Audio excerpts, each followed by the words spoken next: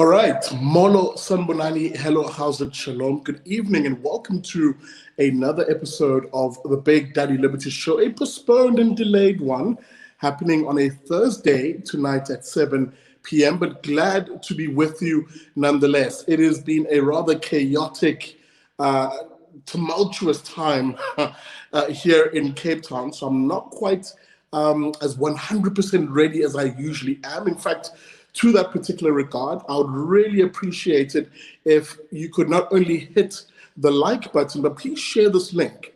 Let your friends know that we are on at the moment. Share the link, please. I'd really, really appreciate that, whether you're watching on Facebook, Twitter, or on YouTube right now. Welcome to it. This is the Big Daddy Liberty Show. My name is Sihle Ngobese, Big Daddy Liberty. Welcome to it. Welcome, welcome.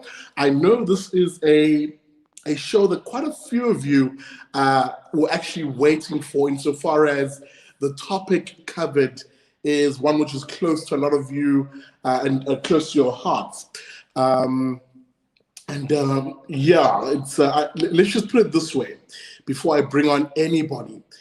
On this show, I will bring you inside the work of I'll call them the new kid on the block, but they're not really new.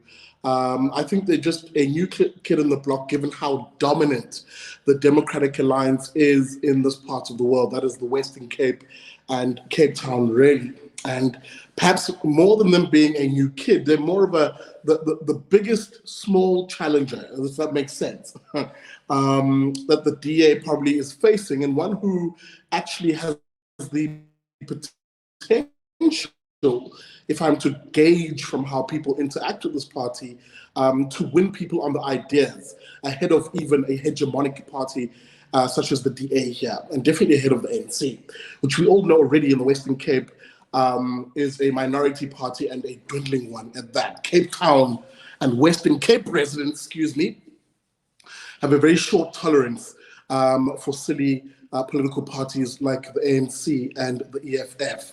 But the question is, who then, from that basis, will win the hearts and minds, in particular, of Cape residents, insofar as the ability to conceptualize the future they want? And yeah, maybe to that regard, we'll have that conversation tonight. So brace yourself. This will be a slightly longer episode of the Big Daddy Liberty Show. And that's why I'm really asking you now, if you can please share the link of this. And I'll wait. I'll give you time. Don't worry. Share the link. Let your friends know that we are watching right now. SMS or message a friend. Tell them we're on. And if they're interested on all issues Cape independence, and specifically how that message via a party like the Cape Independence Party will fare in this local government election, well, then you might want to hop on to the stream, as we will be interviewing the leader of the Cape Independence Party. That's Jack Miller. I can see him in the waiting room just below me on my control panel. But before we get into any of that, I have a special little feature that we shot over the course of the week. Basically, the hypothesis I wanted to challenge or to test out is, are these ideas of a Cape independence merely the ideas of a middle-class, elite, white segment of the Western Cape, as is often the trope thrown against this idea? I mean, if you remember that little furor that happened on Twitter involving a one Tito Mboweni, he basically did exactly that, right? He basically suggested that the notion of Cape independence is simply those pesky whites, he effectively inferred, wanting to escape black majority rule in the rest of the country. And that's a narrative which the mainstream media, correction, I've stopped calling them the mainstream, because ever increasingly those of us who are in the alternative are becoming the mainstream, as more and more of you, and thank you for that, are switching to us, whether it's Morning Shot or the Daily Friend or the Big Daddy Liberty Show for your source of news, opinion, and analysis. So we're becoming that mainstream media. So what used to be called the mainstream media, I will now call the corporate media. So the corporate media in this country definitely play into that trope of suggesting that Cape independence much like even KZN independence, are just the lofty ideas of so-called white right-wingers or rich white elites. They always racialize this issue. So I said, okay, cool. If I'm going to do a topic, or if I'm going to do a show on this topic, let me test that hypothesis. Let me test that idea. Do parties like the Cape Independence Party or the Vryheidsfront Plus, but no hate, which now has a Cape Independence or a Cape Exit message to them, are they finding resonance in Black community and really minority communities in the Cape province? So that's what we wanted to test in this particular insert, which I'm going to play for you. Is there a presence of this party in Mitchell's Plain, for example? So before I head over to my interview with Jack Miller, let me play you this insert. It's only about 7 minutes or so, as we went to the streets of Mitchell's Plain to ask residents there, and also to talk to the party representative in that part of the world as to what is the take-up of the Cape Independence message, and of course the party in townships like Mitchell's Plain. But a reminder, please, before I even cross to that insert, please hit that like button, and more importantly, share the stream. Let your friends know that we're actually on tonight, and that yesterday's episode, that is on right now. Welcome to it. This is the Big Daddy Liberty Show. You're watching, of course, the premiere offering of this channel, so welcome to it. And with that being said, let me cross over to that insert. Just pardon my pause, folks. You know how it is with technology out here. I just want to make sure this actually does do what I want it to do. And maybe as I'm filifiling here, you know, for those who are just joining us, I'm just about to cross to a special insert we shot where we ask the question, do parties like the Cape Independence Party, are they, as they grow, having a footprint in the Cape's townships and with the Cape's residents, colored and Black residents, pardon me, because often the criticism that is leveled at them unfairly by the corporate media and the politicians is that they're just a white project or something for white elites. So we wanted to test that and see if that is exactly the case, or if not, are they finding resonance in Black and colored communities and really poorer communities? This is the special insert we shot over the week. I'm here in Mitchell's Plain. Goodness me, I'm going to show you the salt of the earth people who live in this part of the world and who will obviously be standing for the local government elections representing their communities. One such guy who I'm referring to from the Cape Independence Party is Derek Hufkie. Derek, welcome to the Big Daddy Liberty Show. Thank you for your time and thank you for wanting to show us around your hood, so to speak. Before I say anything more, who are we talking to? Who is Derek Hufkie? Derek Hufkie is involved in politics due to the fact of seeing people suffering. So it touched my heart, and we want to do good where the ANC didn't honor their constitution, including the DA. So we want to keep them accountable for what they are not doing to the people which were promised, because this was written by them, not the people on the floor. They campaigned for the people to vote for them, and the people put them into power, and they lacked the service. So it's all lip service and promises which never materialized. Now, you hold the Constitution, but one of the key ideas of your political party, the Cape Independence Group, is obviously the secession or the breaking away of the Cape from the rest of the country. Why is that important to you? It's important because for 26 years now, we're supposed to have our Rainbow Nation in place, which didn't happen. And the Cape is so diverse that we've got all the nationalities, races here, religious groups, and we could live in peace and harmony. And nothing was tackled here. The crime, the poverty, the health, the education, everything fell flat. It's like, if I keep the ANC responsible, I could say that they received a country that was working from the Nationalist Party, which practiced the apartheid. And then the silver platter disappeared, and everything else on top of that, all the state enterprises, they crumbled and were looted. So there needs to be repair work done So the only way secede from South Africa and show them how a country should be governed. The idea of Cape secession, breaking away, is it the sort of idea which is popular in a place like here, for example, in Mitchell Plain? You know, like, would I hear people say they'd be open to something like that, of Cape Mensa going their own direction? Yes, of course, because the minority has actually been squashed, ignored by the ANC and DA. So everybody's tired and they're looking for greener pastures.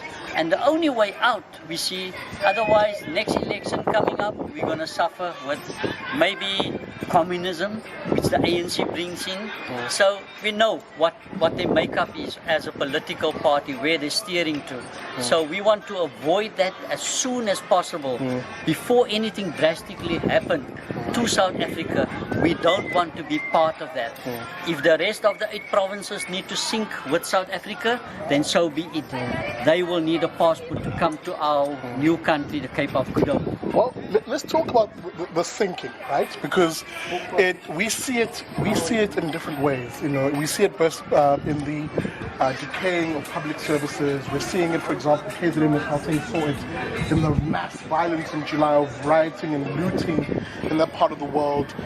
One might say, yeah, the Western Cape is slightly better off, but there are serious problems here too. You were mentioning off air, you know, the housing crisis, the crime issues in this township. Talk to me about those. I mean, you were mentioning, you know, when the lockdown came into place, by the way, that there's been other sorts of crimes that have now dominated the area, like the stripping of public infrastructure. What were you referring to? Yes, what happened during the hard lockdown was everybody was in their houses. Our president had the military walking the streets, keeping everybody inside. In that same time, here in the Cape, the DA sat back, relaxed, and the whole infrastructure of our train lines were looted. So there's no commuters have to take another source and make their own way to earn their, and this is the breadline community, to earn their living. So the hardship became harder. And not even to talk about when the people suffered here in the Cape, and especially Mitchell's Plain. It was the churches and communities that fed these people. And when government sent out food parcels, it was looted as well. The DA did it and the ANC did it, and they were proof. And reprimanding their own members didn't happen. How bad is the housing crisis? Where are we right now? Yeah, we're in Rocklands, Mitchell's Plain. And at this particular house, we've got a great grandmother which has been on the housing list for 40 years. Yeah.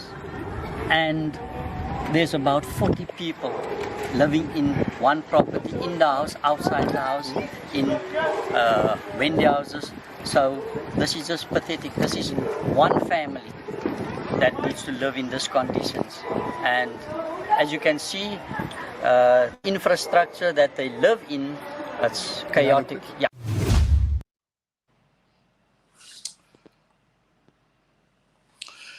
Yeah. Well, you can see who we're talking about here, and you can see how this party, by the way, that particular home that we're at is also members, people who already are members of the Cape Independence Party. So, you know, the party is finding its roots and its feet in communities such as Mitchell's Plain, the extent of which I'm not sure of, and obviously we'll have that chat with the party leader, Jack Miller, who's on standby at the moment. But there are a few important questions that have to be leveled at Jack insofar as his own party, his vision of his party, and more so at a strategic level of how exactly he intends to continue that growth of the party, more so in challenging what is the status quo in this part of the world of a DA, which, as you saw over there, has left many a Cape resident, many a poor and invariably colored and black resident in that part of the world behind.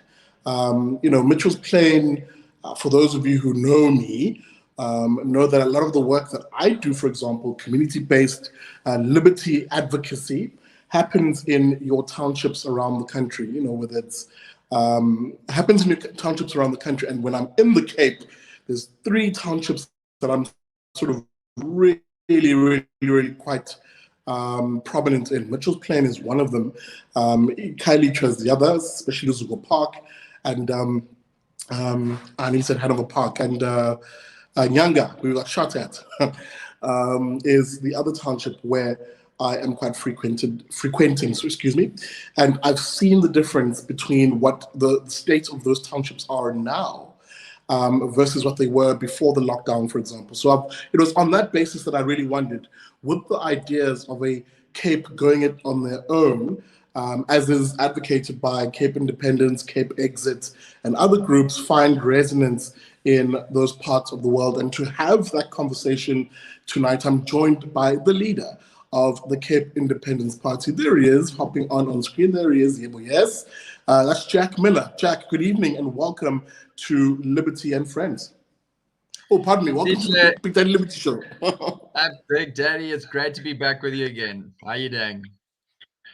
Brother, I am blessed by Hashem, and maybe to that particular effect, you know, I just showed you Hashem's people, you know, in the state in which they live in this country, not just here in the Cape. And one would have expected, for example, that in a province as rich as the Cape, with a DA that often tells us it governs with a greater efficiency than its rival, the ANC, that there would be noticeable differences in the living standards of residents here versus in other parts of the country. But I mean, I just showed you an image of how fellow South Africans are living.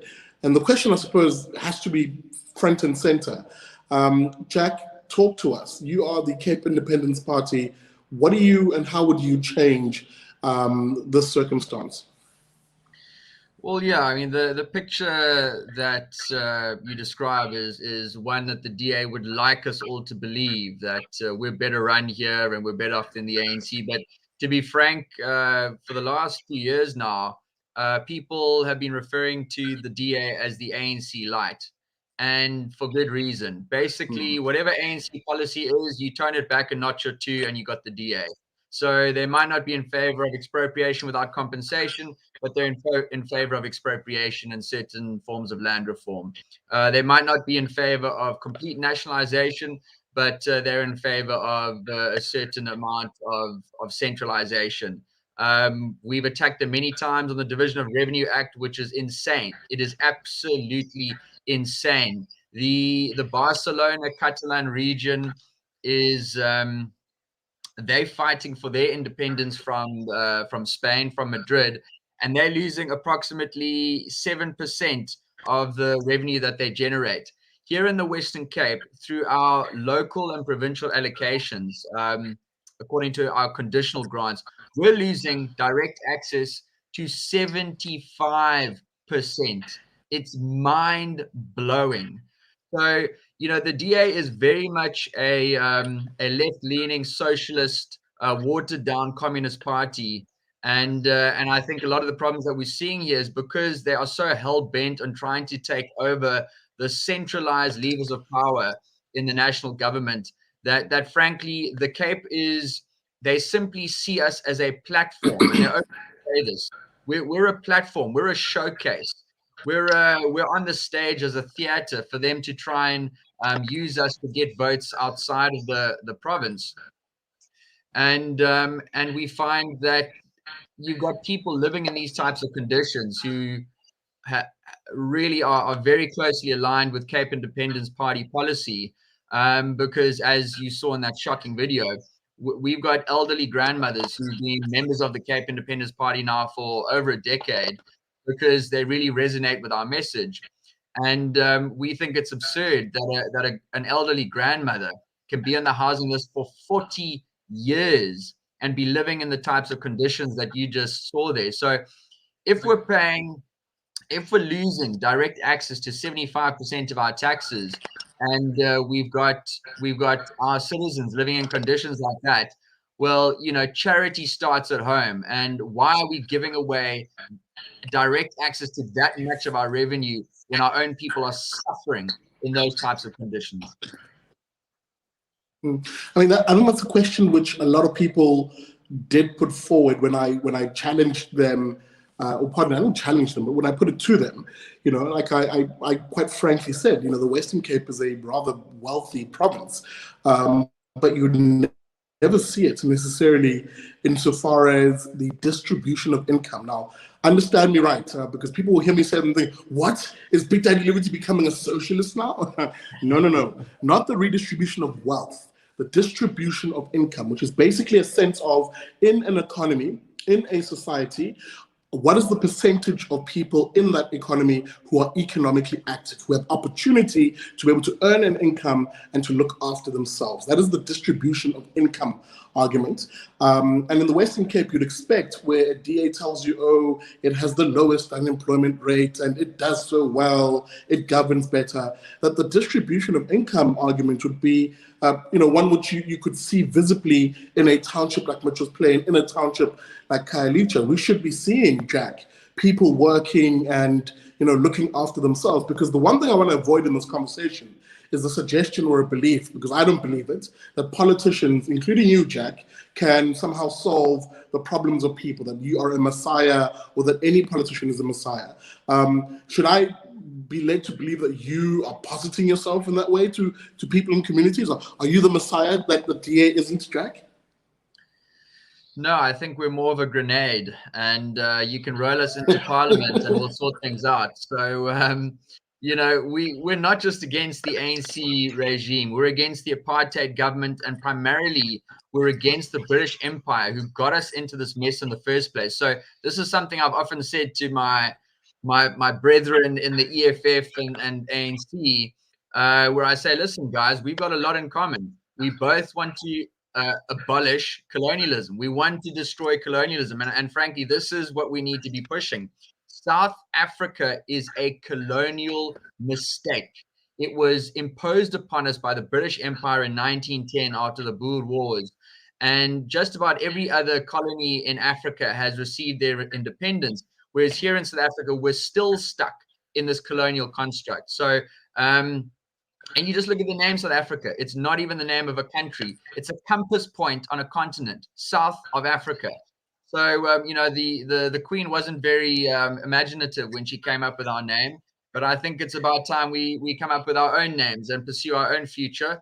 And this is not something that would just benefit the Cape, but I think the whole of these territories which find ourselves trapped in South Africa. Mm. Dude, I'm gonna be specific because I do want to speak about your party, and really its offering. I mean, you guys are standing in the local government elections. I'm seeing your posters all over. You're going toe to toe in that regard, insofar as the the PR and what we see on the streets of South Africa. Tell me about, firstly, the difficulty of that, and beyond that, which is a bit of a negative, I want you to focus on the positive, which is, are you guys standing in every municipality in the province? In the province for this election. What are your prospects in this local government election? Oh, Sihle, it's so heartwarming. It's crazy. I mean, when we started this 14 years ago, people used to mock us and throw rotten tomatoes and say, do you not believe in the Rainbow Nation? And frankly, we saw the writing on the wall. So we knew that this Rainbow Nation was not going to manifest itself. You look at the tripartite alliance, sounds a lot like apartheid, doesn't it? 3 times though of it. And what does that include? The South African Communist Party and the trade union. So you know what policies you're going to get from the ANC. And so yeah, it's where we are now. I think we've reached a point where things have gotten so bad in this country that Cape independence is not only seen as a sought after solution, but in fact it's necessary. It's actually necessary. We're going to find ourselves beginning to disintegrate into absolute chaos, and the types of scenes that we saw in Zimbabwe a few decades ago. that's waiting for us around the corner. And I think people now see that. So yeah, it's a very popular idea now. We, instead of people jeering at us when we campaign, we now have people cheering for us, driving past, hooting, thumbs up. It's a great time to be involved in Cape Independence. And I'd say that the sea change began about 2 years ago or so. And we've seen progressive growth in the Cape Independence idea from 14 years ago. From about 3-4 years ago, there were a few other groups that began to join us. In 2007, we were the only organization, political or non-political, that was standing for Cape Independence. And in the last 5 years, I think the number's up to about 7 now, where there's about 7 different organizations all pushing for Cape Independence. And that's absolutely fantastic. So we're much stronger.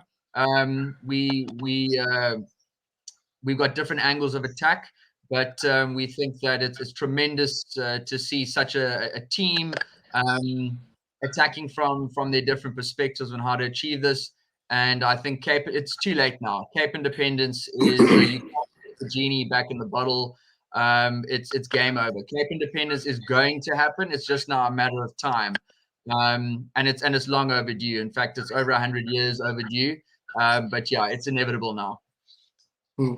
If you are just joining us, welcome to it. This is the Big Daddy Liberty Show. I'm in conversation with Jack Miller, who is the leader of the Cape Independence Party down here. They are a political party literally going toe-to-toe with the DA in this part of the world, a bout which is not going to end in this election, quite likely. If you are new to the show, make sure you subscribe and you hit that bell icon so that you're notified of every episode. Jack, we've got 15 minutes. I want to unpack a few things with you insofar as what the Cape Independence Party stands for in this election. So I met quite a few of and I'm just a little sad that I couldn't get that footage due to a bit of a technical issue, but we met quite a few of your party members who are taking a bit of a stand at the moment on the issue of housing and the lack thereof in the province. But one of the things I sort of had in the back of my mind, and the group I'm referring to obviously is the folks out in District 6, who have now actually found themselves being homeless and really pitching tents in that part of the world, raising the specter of them having been promised homes and houses by this DA administration, being failed by that DA administration, and them obviously then gravitating to your party. But one of the things I sort of had in my mind as I was asking myself the question is, why? It's the why question, right? So what does the Cape Party offer or put forward as a policy offering to folks like that? Because the one thing I really noticed about your party is that it perhaps runs the spectrum of income, from the wealthiest and the most elite to quite literally the homeless and the poorest in that part of the province. And of course, the various racial groupings are found in your party, but the why was important for me. What's the policy offering here? Why would someone put a vote next to Cape Independence Party, Jack? Well, I think there's a vast number of reasons. And, I think our policy and our vision appeals to each different strata, each different ethnic group within the province. And that's because centralization just doesn't work. It simply doesn't work as a political system. So, if you're part of the middle classes in the Cape, you feel it. You really feel it in your pocket. How much tax you're paying, how little you're getting back for your tax, how we're basically double taxed. And so, you can't send your kids to public schools, but you're paying for a public education system that's not really worth anything. You've got matriculants matriculating and they're barely literate and with any mathematical skills. So, we've got a vast range of policies which we would want to see implemented. One that's quite popular, certainly in Mitchell's Plain and in the colored communities, is something that I think is overlooked by all parties, mainstream, or rather, let's call them corporate parties, because I'm with you, mainstream media. And I think I heard the other day that Joe Rogan's got 10 times more followers than CNN. So So strength to you. You know, the policies of the DA and the ANC, they overlook that here in the Western Cape, the majority language, 70% of the Western Cape population speaks Afrikaans as a home language. You know, and we don't believe in one size fits all. So we would want to devolve power down to local communities. You'll have some communities that are majority English speaking, some communities that are majority Afrikaans speaking, some communities that might be majority Xhosa speaking. But the vast majority of people living in the Western Cape are Afrikaans speaking. And so we don't see any reason why, for example, a university like Stellenbosch should be forced to teach in English. We don't see any reason why a school in Mitchells Plain shouldn't teach the school kids there in the language that they grow up in their household, which is Afrikaans. We don't see why the ANC has the right to come into a province in which we've got a fishing tradition that goes back centuries, and to take fishing rights away from local communities, predominantly the colored communities, and give that to these big DE consortiums who don't even know how to fish and are just plundering our waters. And in fact, we're losing fish to international interests, which is a whole nother story. But, you know, so I think, you know, there are issues that appeal to fishermen who are on the ground level and, you know, make a living from day-to-day fishing. These people are now forced into backyard dwellings because they don't have a source of income. And again, racism. The Employment Equity Act, I've never heard of something so absurd. You know, they want to impose on the Western Cape racial quotas that are based upon national demographics. So what that means is you've got the colored population that's at 50%, the black population that's around 30%, and the white population that's around 20%. You would almost have a complete inversion of these numbers here in the Western Cape. And this was a big deal a few years ago where, you know, the ANC, it was, what was his name again? Anyway, one of the ANC officials there was saying that there's too many coloreds living in the Western Cape, and they need to Jimmy Manye. Jimmy Manye, who said there's an over concentration of coloreds in the Western Cape. Yes, exactly, Manye. That's 100% right. And he said, yeah, they need to pack their bags and move to other parts of South Africa. I mean, this is, you know, Adolf Hitler would be proud of these types of policies. It's insane. So, you know, the heavy tax rate, the centralization, the discrimination of people here in the Cape, this is something that I think the majority of people just don't want. And we've always been a far more open community here. And I think, you know, everyone really had high hopes for a Rainbow Nation in 1994. And I think the Cape Independence Party vision is that we can have a Rainbow Nation right here in an independent Cape. Jack, let me drill you down here. And I want to be quite aggressive in getting you to speak to policy and ideas in particular, because, you know, I'm just watching the comment section. People are asking very pertinent questions, you know, because you've got to give other people the why. Why do I switch from the DA, for example, and vote a Cape Independence Party? I know, at least, is how someone would rationalize this. I know what the DA is, right? It's the devil I know. And in relation to the Baal that is the ANC, I'd rather have this little devil than that Baal, so to speak.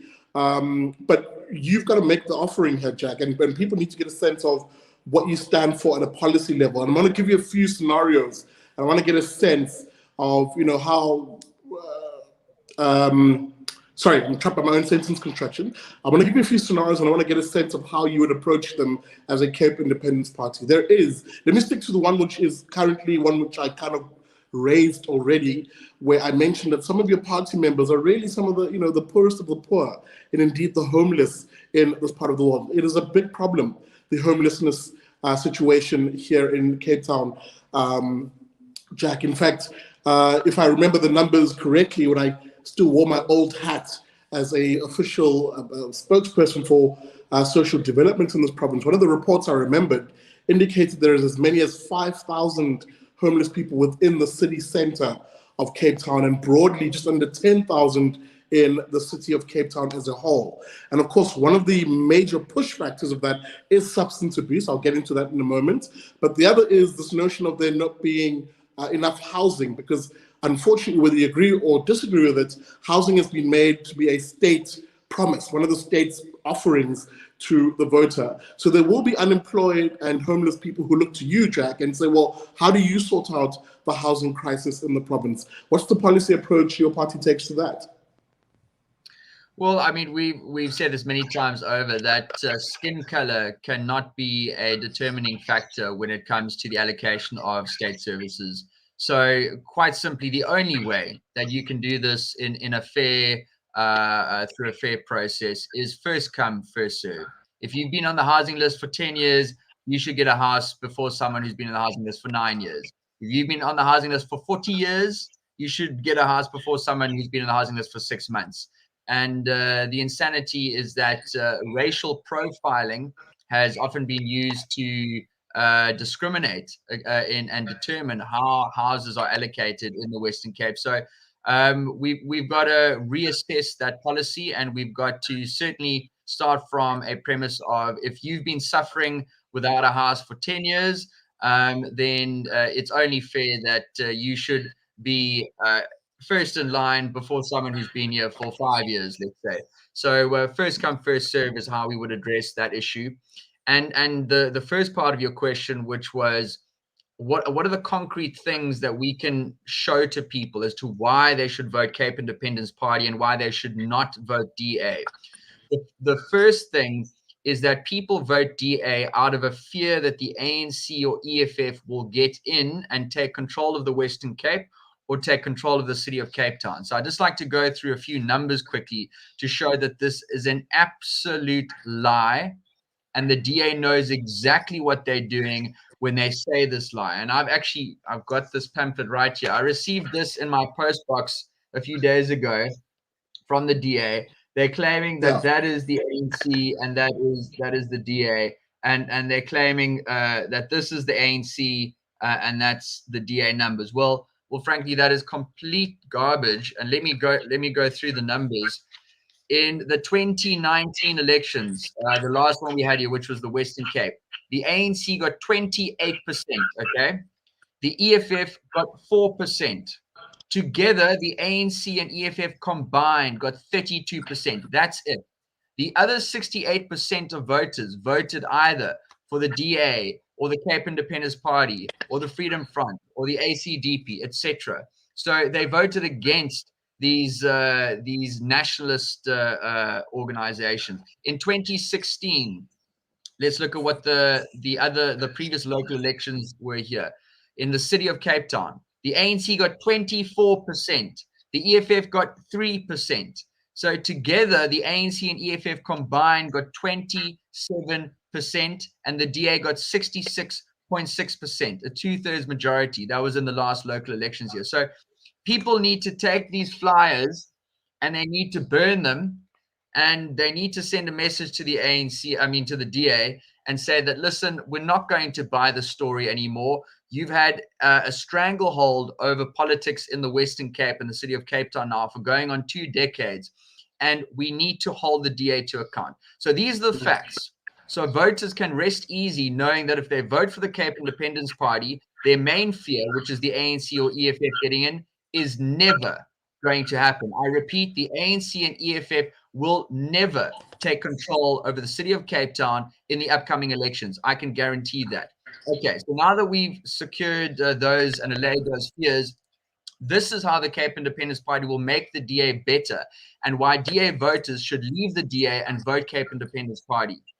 DA voters voted for the DA in 2019 based primarily, or a large part of voters really liked what their campaign message was. And their campaign message was, they took a page out of the Cape Independence Party manifesto, and their posters on the poll said, we will give you a provincial police force, and we will give you a provincial transport system. This was all over Cape Town on every single poll. That was 3 years ago. In the last 3 years, the DA has done zero, nothing to get us a provincial police force or a provincial transport system. So what we are guaranteeing voters, if you vote for the Cape Independence Party, we get the DA underneath 50%. So we've got the DA at 49, 48, 47%. The Cape Independence Party is at 3, 4, 5%. We will go to the DA and we'll say, fine, we will give you the majority. We will give you the mayorship. We'll let you rule the city of Cape Town as you've done for the last 2 decades, but you will only do so on certain conditions. You yourself promised the people of Cape Town a provincial police force, and you promised us a provincial transport system.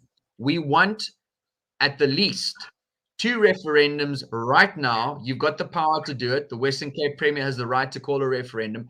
We want right now referendums to take control over a provincial police force and a provincial railway.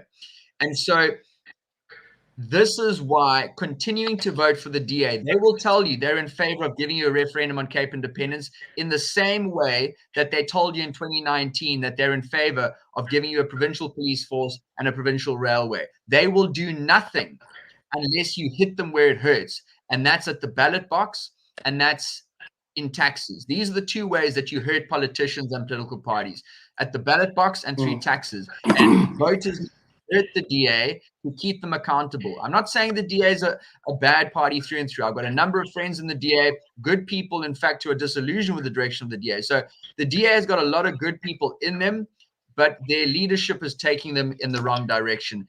And if we want to start steering them back in the right direction, a vote for the Cape Independence Party, pushing the DA underneath 50%, will give us the leverage to fight for you, the Cape voter, to make the DA a better party and fight for all of our best interests. With that being said, just give me a second. We're going to run for another 15 minutes, Jack, because I think this conversation is beginning to sort of cook with grease now, as I like to say. So we're going to end the show at 8 p.m. Welcome to it. If you've just joined us, you've missed quite a lot. This is the Big Daddy Liberty Show. My name is Sihle Ngobese, aka Big Daddy Liberty. I am in conversation with Jack Miller, who is the leader, of course, of the Cape Independence Party. Let me just do some housekeeping and quick shout-outs. Shout out to you, Patrick, who just dropped a 21 Rand super sticker. I appreciate you, homie. I see you. Thanks for the love. I'm missing someone here who also dropped a little bit of something in the giving tin. There he is, Chris Sonnepaul. And actually dropped a question. 5 is that euros? Hey man, thank you for that. BDL, what are you going to do? What are we going to do about Coburg? He asks. As only the locals who can repair it are white oaks that got the boot. They're sitting waiting to repair it. Let me just correct 2 things, Chris. It's not just white individuals, by the way. The initial Eskom invested a lot of money in training up black staff to be able to also take over from what were the white individuals historically who had the skills. And even those black staff are leaving Eskom for international waters, the white and the black staff. Why? Because Eskom has become a quite, I nearly swore, a you-know-what, a doo-doo show at the moment. So it is a massive problem.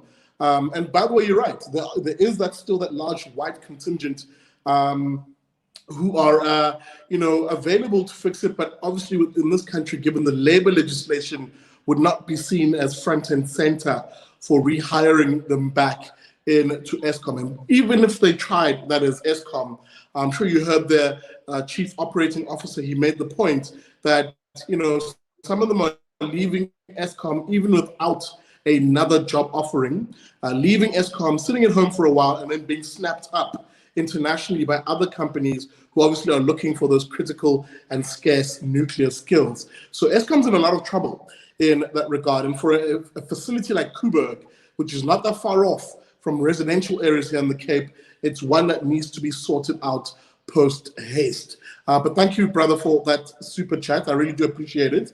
That is a very good question, by the way, and it's one which I'm hoping going forward as we look at the issue of energy independence, or the need, for energy independence. I'll have an expert to chat about that, possibly even on a Liberty and Friends episode. But tonight, we're actually in conversation with the leader of the Cape Independence Party. I'm probing him right now.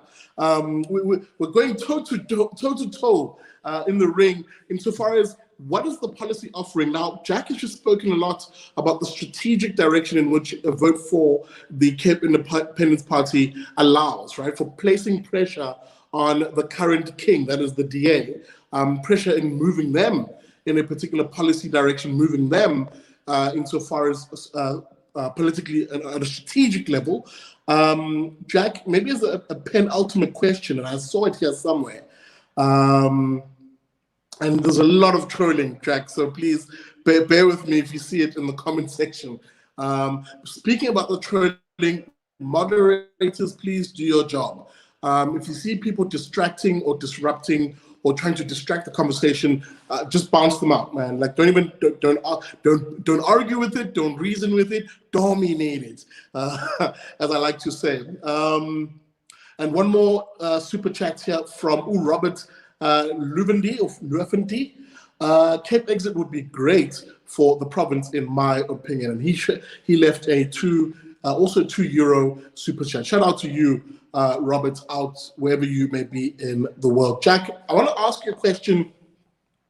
I hear the political imperative and the strategy politically, to say that, look,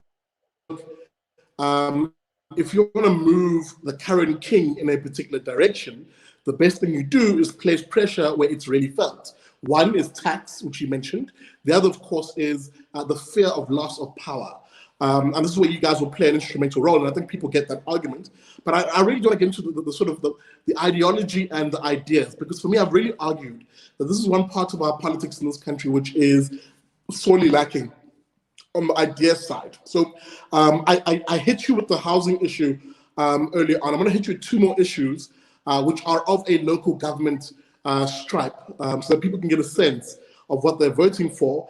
Substance abuse is a massive, massive issue in the Western Cape and in Cape Town generally, and it drives also a criminal underworld there, which is second to none, perhaps, in the country.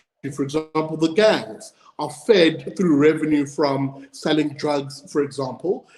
You've spoken about, for example, the DAs taking a leaf out of your book on a provincial policing, for instance. But how do you guys tackle the crime and criminality issue in the city of Cape Town and really in the Western Cape? Well, as we all know, that crime and drug abuse and gangsterism is an offshoot of a failing economic system.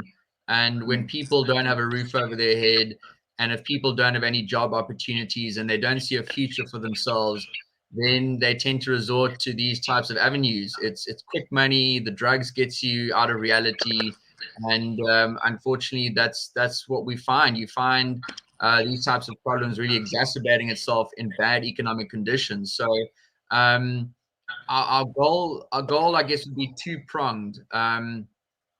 We do believe that we need to control our police force locally. We do believe that citizens have a right to bear arms. We believe that communities should have a greater sense of greater legal powers, constitutional powers to police their own streets. I think community and neighborhood watchers should be given police authorities for arrests and things like this. So there's a number of things that we can do which address the I guess the manifestation of the economic problem. And you've got to have police officers that understand, that know the streets, that grew up in those streets, that speak the language of the community. And that's when you've got that shorter distance between community and policing body, you have much safer, there's much more accountability and far more effective policing. But what we would really want to do is address the reasons why people are resorting to crime and resorting to drug abuse. And that is, our education system is an absolute mess. And as we spoke about earlier, housing is an absolute disaster. So, we spoke about housing. First of all, you got to get a roof over your head. And the next thing is also, then you can't have people living on state handouts and state housing. You've got to give these people title deeds. another Cape Independence Party member of many years, living in Hanover Park. It blew my mind. She's saying how her family had been staying in this one little house. I was there sitting in the house with her, and tiny. And you look at the rent that they're paying to the city of Cape Town, and you add that up over the 20, 30 years that they've been in the house, and they've paid the value of that house 10 times over, yet they don't own that property. So if they'd own that property, they could then use that as collateral to get a loan from the bank, to start a business, to use it as collateral, for even avoid the banks and just start a business with some collateral. But without title deeds, these people are convicted to eternal slavery. And this is what a centralized state does, is they have you constantly on your knees and dependent on state handouts. So first of all, with a roof over your head, with a title deed, you now have an asset. Once you have a fixed asset that you can leverage against, you have the potential to start your own business and become an entrepreneur, etc. We spoke about fishing rights earlier. A lot of gangsterism and drugs is now in these communities which used to be fishing communities. So you return fishing rights, now you've got another source of income. You got a source of income. You don't need to sell drugs to get money, because now you can sell fish to get money. And a proper education system where kids are matriculating with decent mathematical skills, and an apprenticeship education system too. So if a child shows that they've got interest in handiwork, carpentry, whatever it might be, well, then let's have that child learn as an apprentice with someone who's been in the industry for 10, 20 years. And so when they turn 18, they come out of the schooling system with actual real life skills that have value, that has commercial value. That kid can now start earning money from 18 onwards. He's got a roof over his head, so he doesn't need to worry about paying rent to the state. And he's got something that he can leverage off for collateral to start a business, whatever it might be. And now you've got the seeds. You've got the seeds of an economy that can begin to grow. Now, this kid who's got an education gets into fishing. He's now been a fisherman for 20, 30 years. He's now built a bit of a nest egg. And then these kids now get on a better footing than his father did, because now they've got that level platform. And also, we need to move away from state schooling. State schooling is atrocious. It's not an education. It's a brainwashing system. It's a propaganda brainwashing system. And this is exactly what the government wants. And we often talk about the history of Southern Africa, because this is not a real country, South Africa. And the ANC indoctrinated education system tells us that history began in 1948. And we have a far longer history that goes back and is far more complicated than that. So we would want to see schooling and education brought down to the local level. Parents should have a far greater say in the type of education that their kids have. So if you combine all of these various things together, they work in a symbiotic relationship. And what you'll find is in 10 to 20 years, you've now got a whole new generation of people that actually have workable skills. They have a roof over their head. They have collateral that they can leverage to start a business, whatever it might be. And the drugs has disappeared. The crime has disappeared. We're going to be very firm on crime. And so these are the roots and these are the seeds of making a productive economy. Then all these problems that we see today begin to fade. And all you need to do is look at what Lee Kuan Yew did in Singapore, where he took a muddied island, which also suffered under British colonialism, in 1965, and he turned it into one of the most productive countries in the world. Lowest unemployment, highest standards of living, highest income per capita. Nothing. They have nothing in Singapore. Anyone who's ever seen photos of Singapore in 1965, there is no reason why the Cape cannot be 10 times more prosperous than Singapore. We've got far more resources. We're also a trade route from the east to the west, and we just follow good economic and political policies. We can be like the Switzerland or Singapore of Africa. Well, there it is, the vision by the Cape Independence Party leader, that's Jack Miller. Unfortunately, I have run out of time. Jack, maybe final word insofar as, very briefly, please, how people can reach you guys, especially if they want to find out if they have a candidate of yours in the area. How do the people get in touch with you? Yeah, sure. If I can just briefly answer a question that I saw in the scroll, and this is something that we often get. It's almost, I think a lady was saying that, oh, she's not happy that we want to unseat the DA. I want to really make it clear that we have every intention to work with the DA, but we cannot work with the DA when the DA is over 50%.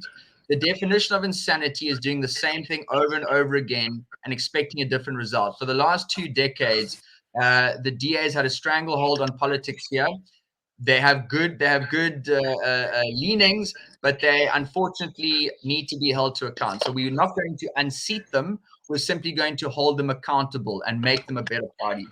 So if people want to see this become a reality, they can check out our website at www.capeparty.com, or they can send us an email at cape@capeparty.com. We have got candidates throughout the Western Cape this year, so you can rest easy. I think there's only 5 municipalities out of the, however many that it's out of we're in every single district throughout the Western Cape. So 9 out of 10 people living in the Western Cape, if you go to your voting station, you're going to see the Cape Independence Party on your ward. You're going to see the Cape Independence Party on your metro ballot. And if you live outside the metro, you're going to see it on your ward, your municipality, and your district. We're going to be on all 3 ballots throughout pretty much the entire Western Cape. So please, we're going to fight for your best interest. It's time to turn a corner in this country's trajectory. South Africa is a sinking ship, and we intend to steer the ship in the right direction with your support and your help. And we are so grateful and thankful for everyone that has got us to this point after 14 years. We think we're going to kill it in the upcoming elections on Monday. And Cape Independence and this vision is growing from strength to strength. And we're incredibly grateful for the support that we've received. There it is. That, of course, is Jack Miller, the leader of the Cape Independence Party, a party standing for elections in local government, or LGE 2021. Thank you very much, Jack, for your time. Thanks so much, Big Daddy. Great to be with you. Awesome. Thanks, man. That, of course, is Jack Miller, party leader of the Cape Independence Party. What do you think? What do you think? You heard it from the horse's mouth himself, and yeah, I think he makes a compelling offer in many instances insofar as the strategic imperative of what they're trying to achieve, and maybe some of the ideas, also policy ideas, that he has on offer. Maybe you're someone who is a voter in this province and you're not sure who to vote for, and maybe a DA vote is just the default vote, right?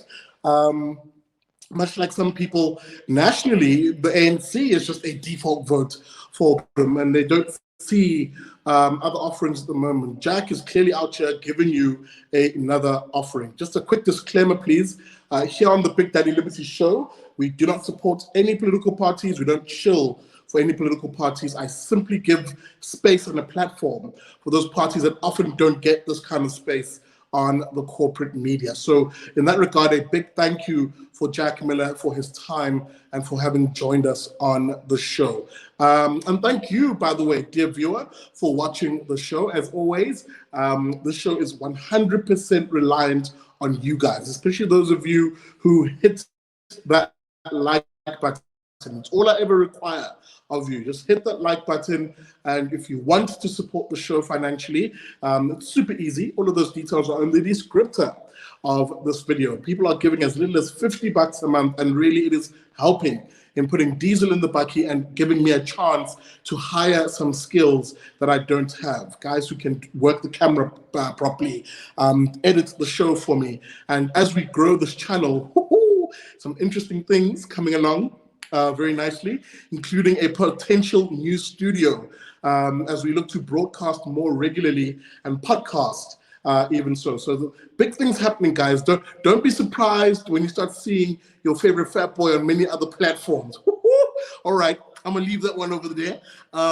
Speaking about platforms, I will see you on Sunday for the Liberty and Friends platform, where we'll have a broader conversation about the news week that was. So keep an eye on that. It's become quite a popular show on here, and long may it continue, please God, to grow. With that being said, thank you so much for watching the show. Super appreciated.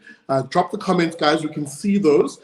Get your comments in. And yeah, a reminder, at the end of every show, as I always do, never trust a commie or even kneel for one too. Shout out to Quentin de Kock.